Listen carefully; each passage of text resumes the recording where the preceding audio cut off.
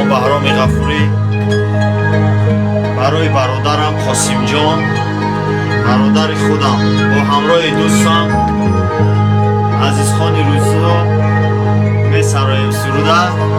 کاسیم برادرم برای خود زنده باشید.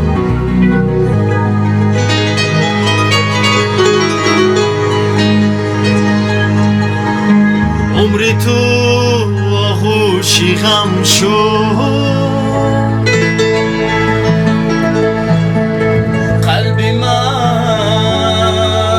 پر از الم شد. عمری تو آغوشی غم شد، قلبی من پر از الم شد.